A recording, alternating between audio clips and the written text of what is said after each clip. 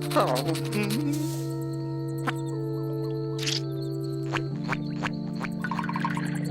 lie Squidward's hopes and dreams.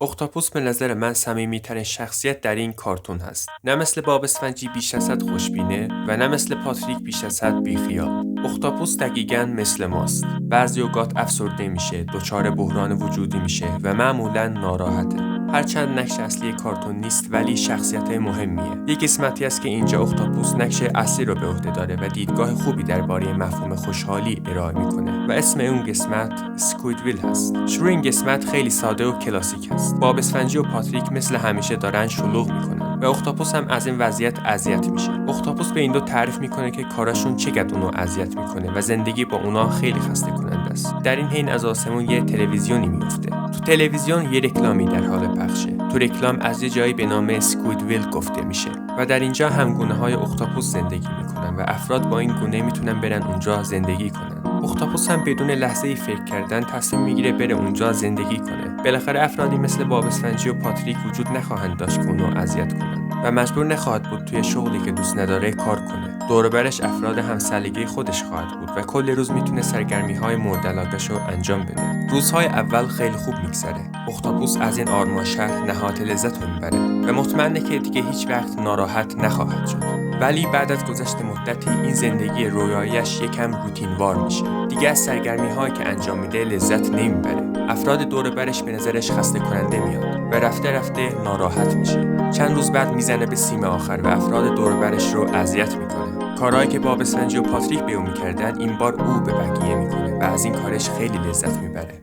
و نهایتش اونجا رو ترک میکنه. خب رسیدیم به سوالمون. چرا اختاپوس جایی رو که هر لذت رو میتونست تجربه کنه ترک میکنه و برمیگرده به زندگی قبلیش؟ بالاخره در این مدت اتفاقات خوبی براش افتاده بود. مثلا دیگه مجبور نبود توی شغل خسته کنندش کار کنه. سرگرمی‌های مورد علاقه‌شو کل روز میتونست انجام بده. ولی در این حین مفهوم ترسناکی وارد زندگیش شد. یک نواختی.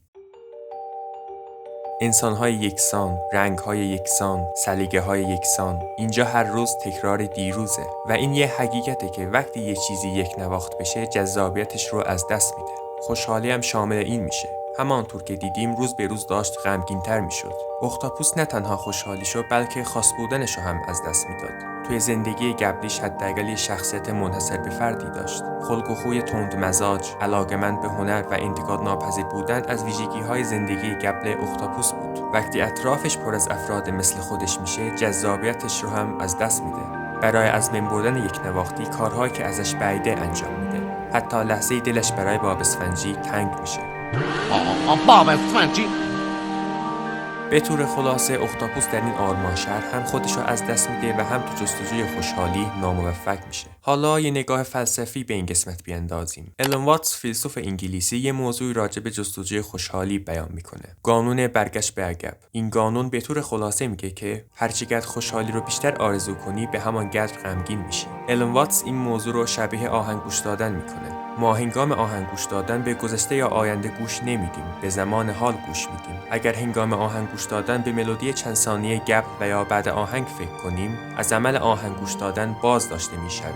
خوشحال بودن هم شبیه اینه. اگر خوشحالی رو در گذشته و یا آینده جستجو کنیم، مانند از دست دادن آهنگ، شانس خوشحال بودن در حال رو هم از دست میدیم. چون که آرزو کردن خوشحال بودن عملاً اعتراف کردن غمگین بودن به خودت هست. فرد غمگین هم دورترین فرد برای رسیدن به خوشحالی هست. حالا برگردیم به اختاپوس. اختاپوس زندگی عادیش زیاد فرد خوشحالی نیست. اگه بریم از اختاپوس بپرسیم چرا اینقدر ناراحتی، به احتمال زیاد این جواب‌ها رو میده. توی شغلی که دوست ندارم کار میکنم.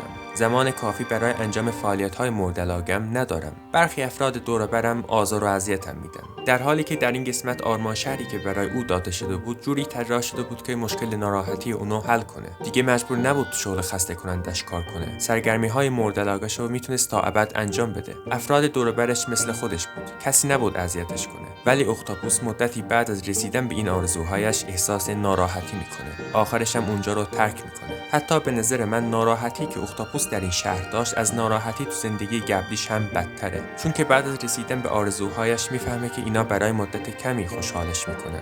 قبول کنیم زندگی عادی اختاپوس زیاد جالب نبود. آرزو داشت که هنرمند بشه ولی نهایتش توی مغازه کاپیتالیسمی صندوقدار میشه. بدتر از این اختاپوس هنرمند پراستعدادی هم نیست. علیرغم علاقه زیادش به هنر توانایی خلق اثرهای هنری خوبی نداره. با این گفته هم نمیخوام ناراحتی اختاپوس رو عادی جلوه بدم.